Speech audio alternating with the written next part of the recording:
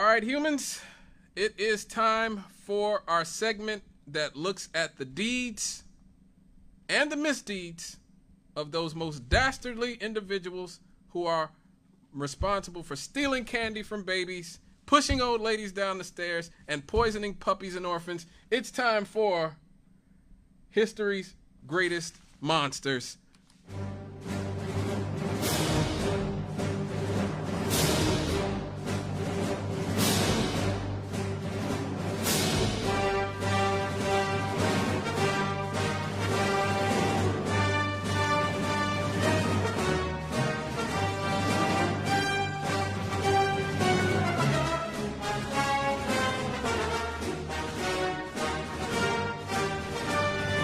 Yes, it is time for History's Greatest Monsters, a segment that I've been doing for a few years now, where we've looked back at people like Richard Nixon and Ronald Reagan. And I think we did Bill Clinton. If we haven't, we will. We certainly will. But it is another Bill who we are looking at this week. A man who had his 69th birthday just this very week, which is why I was inspired to cover him for this segment. This man saw his 69th birthday this week and is actually one of the most important men of the last 50 years.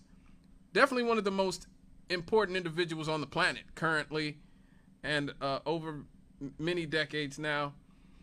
But this birthday may not be such a happy one for one of the luminaries of the world of computers. Folks, chances are if you have a personal computer, you have Windows on your computer. That's just the way it is. 72% of all the computers on planet Earth, the personal computers, have Windows as their operating system. 72% of all the computers on Earth have Windows as their operating system. But maybe this computer magnate has overstepped his boundaries by entering into the public health sphere. Of course, I'm talking about the one and only Bill Gates. Yes, Bill Gates. Where is it? Yes. Thought I had it queued up. What do you want? During the COVID-19 pandemic, Gates was widely looked at by the media as an expert, in spite of the fact that he was not a public official. And he had zero medical training. But somehow, the guy who made Windows 95 is going to tell us all about how to get rid of COVID. His foundation, however, did establish the COVID-19 Therapeutics Accelerator in the year 2020 to hasten the development and evaluation of new and repurposed drugs and biologics to treat patients of COVID-19.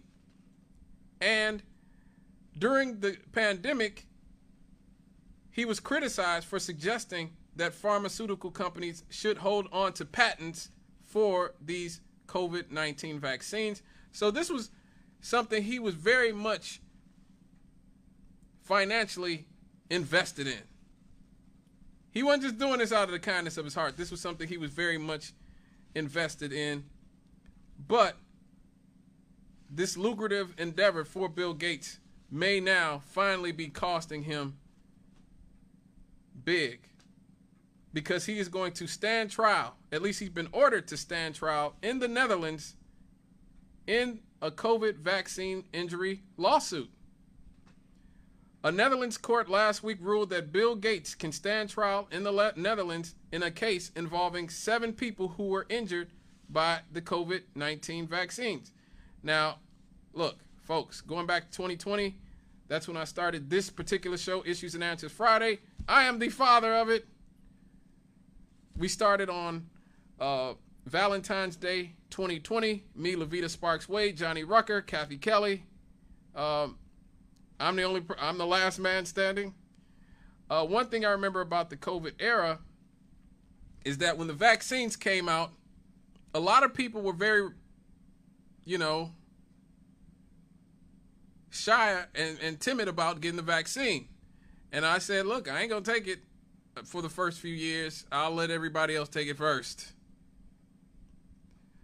But that was mostly when Trump was in office. When Trump was in office in 2020, everybody said, oh my God, I don't trust the vaccine. I don't trust it. I don't trust it. I'm not going to take anything Donald Trump tells me to take. Those are literally Kamala Harris's words. I'm not going to take anything Donald Trump tells me to take. So that was how people felt about the vaccines. But as soon as Joe Biden got into office, then magically these became the most perfect vaccines ever, and nobody's allowed to criticize this. And that is what I spent probably from 2021 to 2023 documenting here on this show, the amount of political and cultural pressure that was put on us to all take this experimental medication. Well, it wasn't just us. It was going on all over the world. And according to Die Telegraaf, which is a Dutch newspaper, the 7 people have sued Gates last year, along with former Dutch Prime Minister and newly appointed NATO Secretary Mark Rutte, along with several members of the Dutch government's COVID-19 outbreak management team. Other defendants include Albert Bourla, the CEO of Pfizer, and the Dutch state.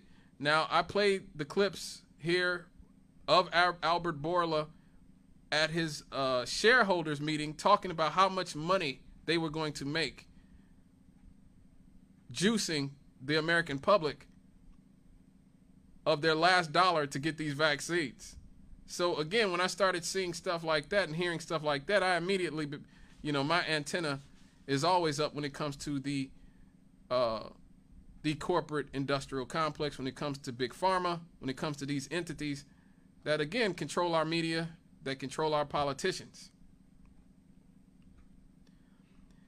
Because Bill Gates' foundation was involved in combating the corona pandemic, he has also been summoned.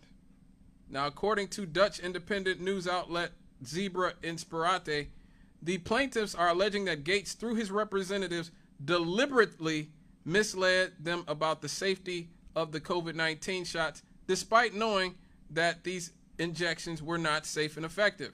I'll let you guys be the judge of that. I didn't get it, but hey, I'll let you guys tell me how things went for you. Dutch independent journalist Erica Kierke told the Defender that the 7 plaintiffs are ordinary Dutch people and that they have been jabbed, and after the jabs, they got sick. Kierke said of the 7 original plaintiffs, 1 of them has died. Wow. Leaving the other 6 plaintiffs to continue on with the lawsuit. My stance has always been let adults be adults. Let people figure out their own health protocol for themselves. Many people disagreed, and so many people were forced to take the shot in order to keep their job, or to, hell, keep the custody of their children, or to even be able to go to the hospital. And pretty much immediately, we knew that the COVID vaccine did not stop the spread. Immediately. Even when Dr. Fauci was saying it, even when Rochelle Walensky was saying it, when Joe Biden was saying it, when Rachel Maddow was saying it, I was saying, look at this data. Look at this data from Israel, where most of the people in their intensive care, their version of intensive care, were people who were vaccinated, in spite of the fact that pretty much the whole country was vaccinated. Let's look at Sweden. Let's look at all these different countries. But the corporate liberal media, owned and controlled by Big Pharma, said, no, don't look at the rest of the world. Forget the rest of the world exists. Just do what we tell you to do. If you want to keep your job, if you want to maintain custody of your children, if you want to get an operation, you got to take the jab. And I had my own cross to bear here at WLTH. We talked about that at the time. Me and Reverend Campbell, who was my co-host at the time, we were given an ultimatum: either take the shot or wear a mask. I chose to wear a mask. That's why in all the videos up until last year, you could see me wearing a mask, sitting behind this desk and talking to you. Reverend Campbell chose to get the jab, and so we talked about that a lot while he was still the co-host of this show. But that's not really all when it comes to talking about Bill Gates. A lot of what Bill Gates has been done under the auspices that he is such a philanthropic and giving man. But as we look into who Bill Gates really is, we see that he might be anything but a giving man. So who is Bill Gates? He was born on October the 28th, 1955 in Seattle, Washington, as the only son of Bill Gates Sr. and his first wife, Mary Maxwell Gates.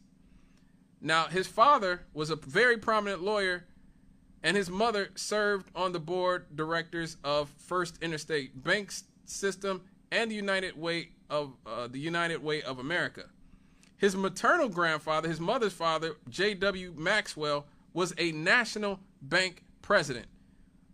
So this line that they gave you about Bill Gates just being a college student who dropped out and started Microsoft, like, this dude came from a lot. His father, William Henry Gates, actually worked on the board for Planned Parenthood. How many of you knew that?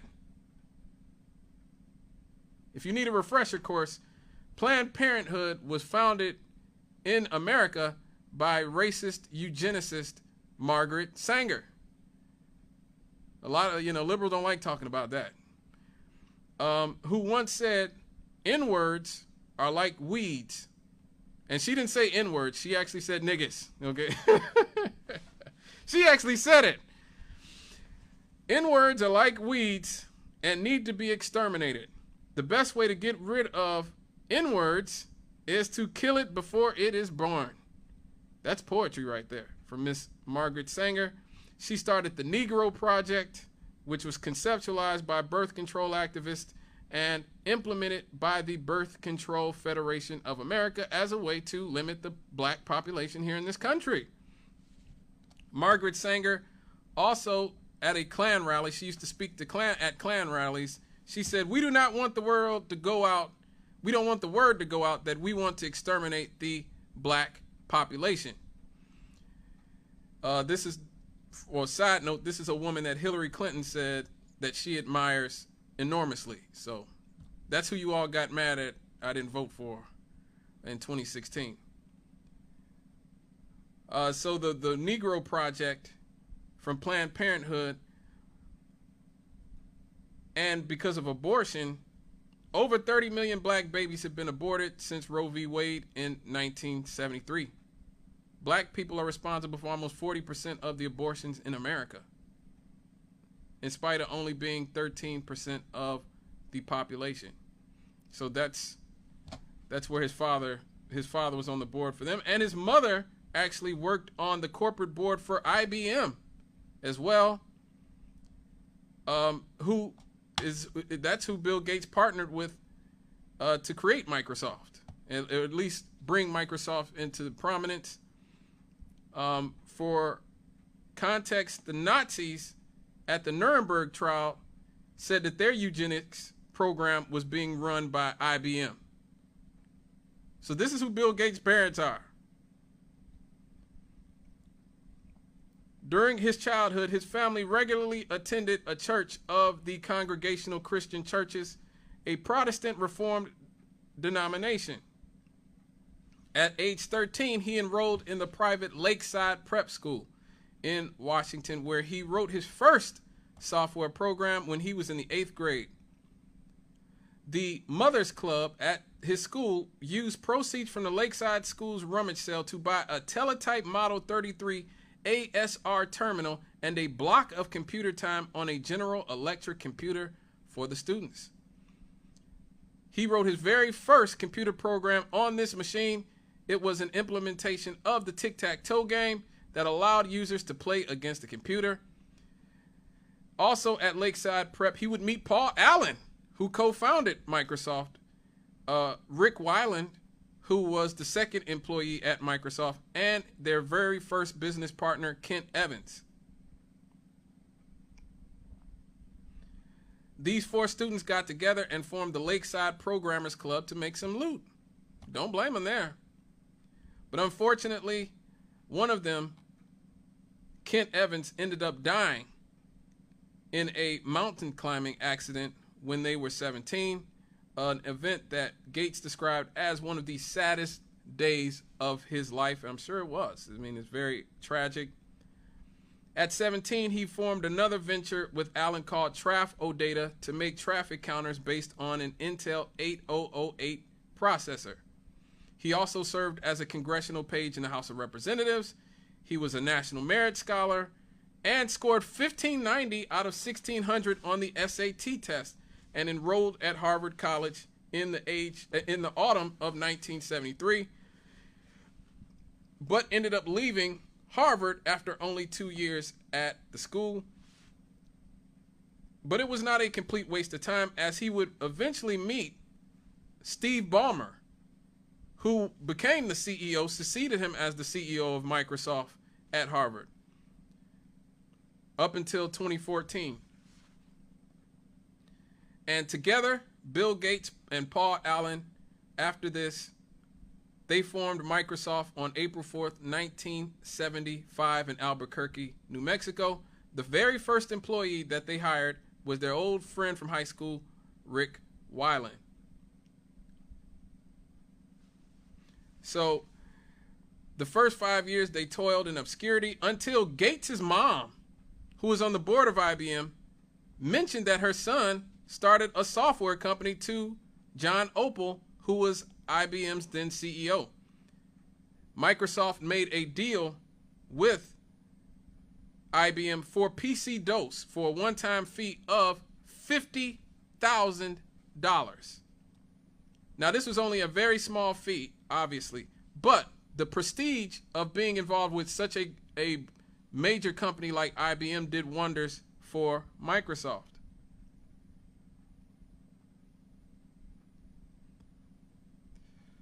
Now, in a really brilliant move, Bill Gates did not offer to transfer the copyright on the operating system to IBM because he believed that other PC makers would clone IBM's PC software, which is a very smart move.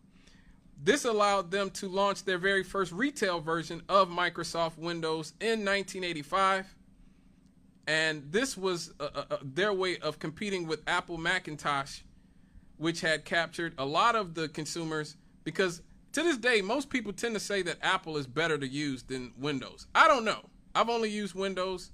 I'm a populist, you guys know.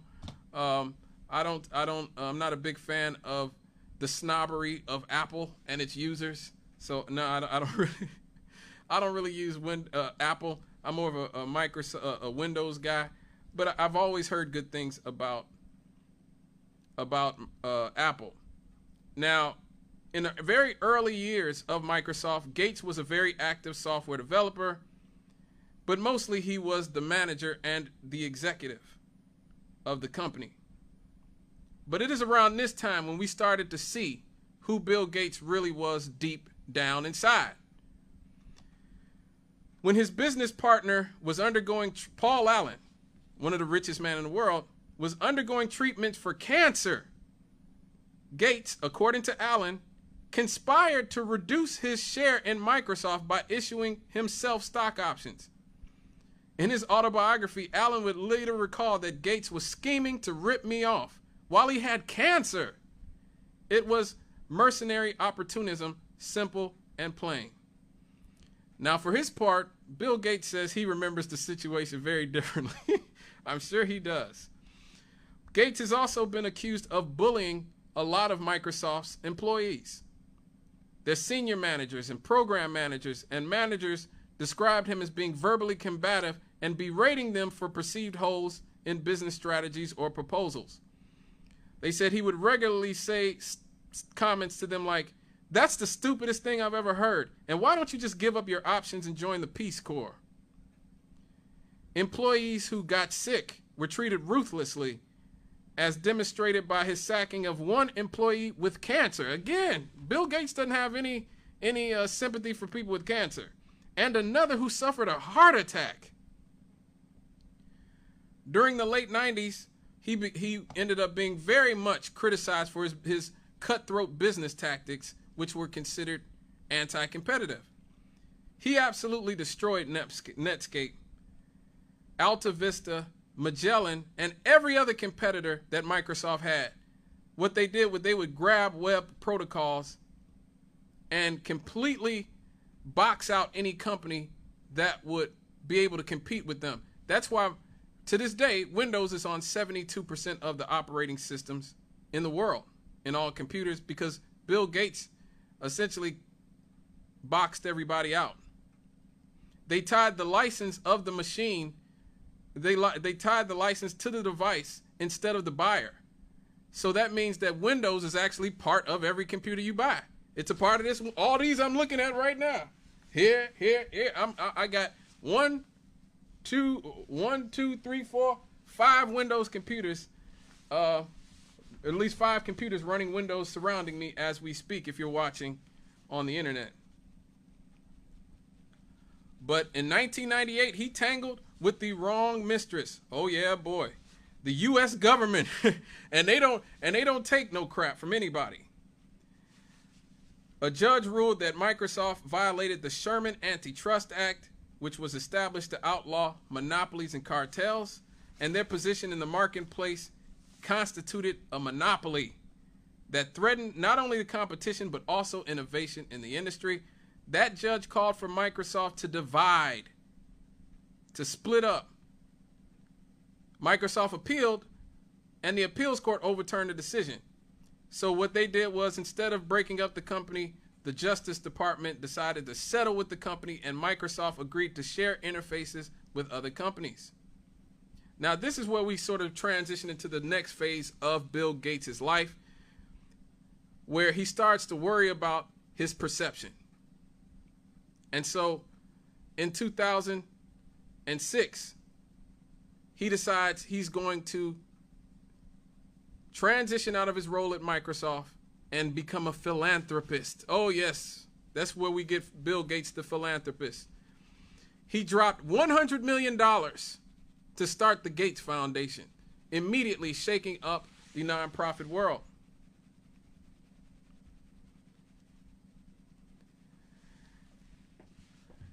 And then in 2000, him and his wife Melinda, they combined 3 of those foundations and donated stock valued at $5 billion to create the Bill and Melinda Gates Foundation, which was identified by the Funds for NGOs company in 2013 as the world's largest charitable foundation, with assets reportedly valued at more than $34.6 billion. Money, money, money. Yes, money, money, money. Now, from the start of this foundation, it has been about investing in governments, pharmaceuticals, like the COVID vaccines. And these foundations tell governments to pass on money to, I don't know, petroleum, weapons, media companies, harmful drugs, and tobacco. So he's actually buying up influence in all the most vital resources that we have in our society. His foundation actually has more influence than a lot of medium to small size countries in the world. That's how powerful Gates and his foundation is. He has steered over $300 million to media outlets for good press, and so that they will cover up some of the more lascivious things that he has been involved in. And we're not talking about minor press. No, we're talking about the BBC. We're talking about NPR, NBC, Al Jazeera, ProPublica, National Journal, The Guardian, The New York Times, Univision, Medium, The Financial Times, The Atlantic, The Texas Tribune, Gannett Publishing, Washington Monthly, Le Monde, the Center for Investigative Reporting, the Pulitzer Center. So when you see somebody win a Pulitzer Prize, I think you already know what's up. The National Press Foundation, the International Center for Journalists, and a lot of other groups.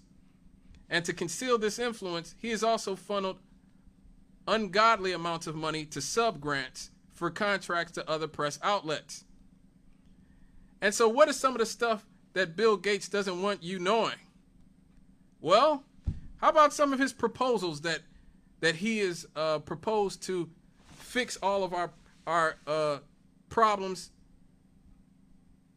with climate change and ecological issues? Like he wants to block out the sun.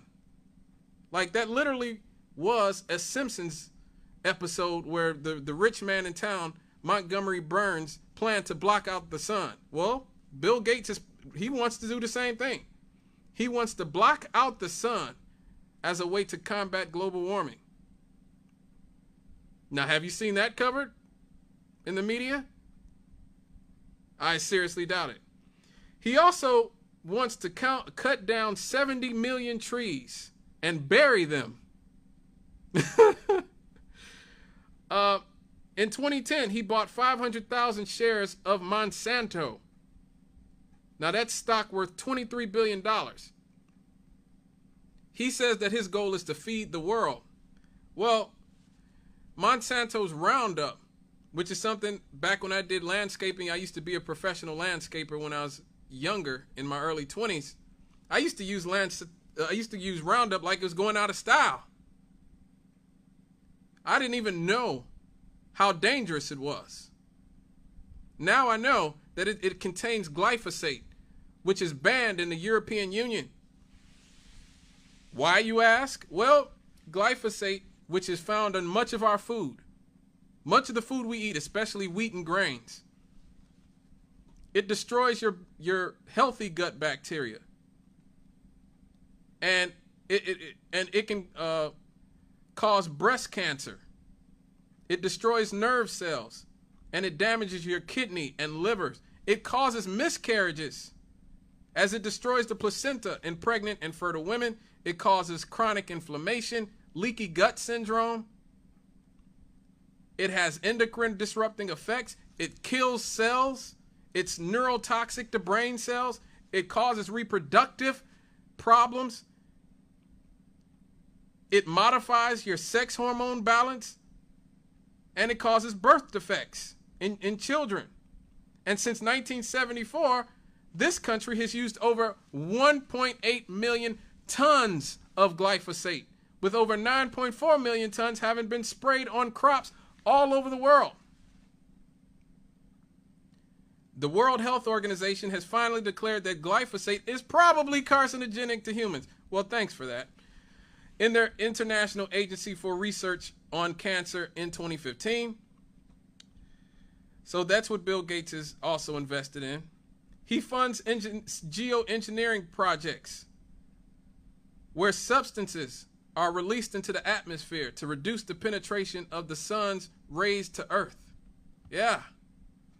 How about that now?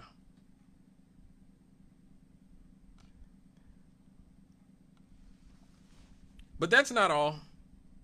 In 2020, Microsoft announced that he would be leaving his board position at Berkshire Hathaway and Microsoft to dedicate himself to philanthropic endeavors like climate change and global health and education. The Wall Street Journal in 2021 found that the reason he really stepped down was because their board had found that he had an inappropriate sexual relationship with a Microsoft employee.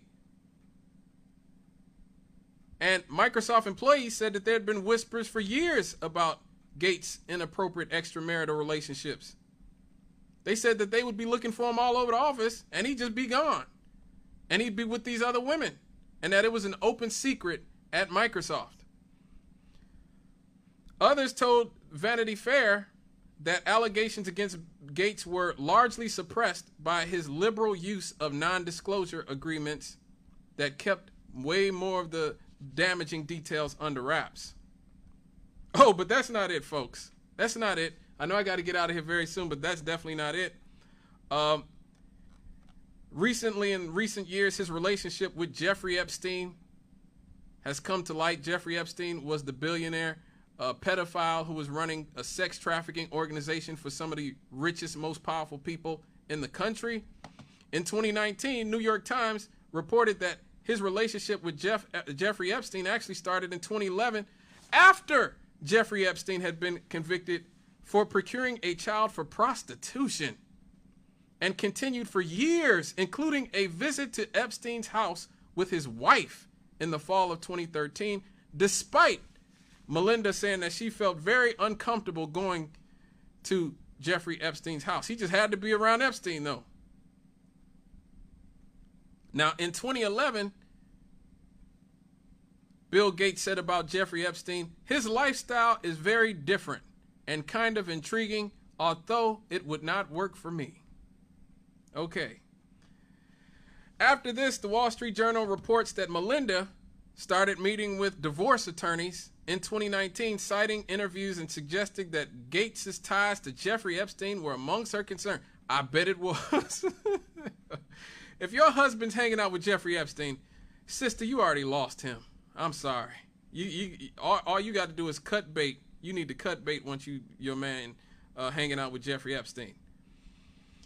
Now, for his part, Bill Gates has said that his friendship with Epstein was a huge mistake. No telling. He said, I had several dinners with him, hoping that what he said about getting billions of philanthropy for global health through contacts he had might emerge. Dude, you're Bill Gates. You have hundreds of millions of dollars. You don't need Jeffrey Epstein to tell you where to get money. Like, come on, brother. Now, Gates has said, well, I only met Epstein a few times. I think I met with him once or twice or something, you know. But the New York Times found that beginning in 2011, that he met with Epstein on numerous occasions, at least 3 times at Epstein's palatial Manhattan townhouse, and at least once staying late into the night. Employees of the Bill and Melinda Gates Foundation also paid multiple visits to Epstein's mansion, the paper added, while Epstein spoke with Bill and Melinda Gates Foundation and J.P. Morgan Chase about a proposed multi-billion-dollar charitable fund. Now, guess what the charitable fund would be for? Championing the well-being of young girls. Oh, yeah. That's what the Gates Foundation champions, the well-being of young girls. Now, but at the point these meetings had begun, Epstein had already served his jail time for soliciting prostitution for a minor. So how much does he really care about the well-being of young girls? And not only that, Jeffrey Epstein appears to have been threatening Bill Gates, blackmailing Bill Gates over his extramarital affair with a Russian bridge player, according to the reports from the Wall Street Journal. Now, before I get out of here, I just want to get into this very last topic because I think this is the most important. Bill Gates, folks, is now the biggest farmland owner in America. He owns 242,000 acres of American farmland in Illinois, in Iowa, in Louisiana, and about a dozen other states. Now, it's important to remember that this mega corporate agriculture is not about helping people. It's about forcing unhealthy food to us, but it's also about enabling people like Bill Gates and the Chinese government to take control of America's farmland. So what is he planning on doing? Well, we know that he is obsessed with livestock, methane emissions, and he wants the world to move towards alternative forms of protein like laboratory-grown meat and eating insects. Who's ready to start eating bugs? Anybody? Anybody ready to start eating bugs? I'm kind of psyched. I'm sorry. Can't wait to eat some crickets or something. It just seems like they might be tasty. He also wants to make fresh drinking water from human feces. Yeah. That sound appealing? I hope so. One of his latest projects comprises his plan to release genetically modified male mosquitoes in an effort to eradicate mosquito-borne illnesses. So that's what we have to look forward to.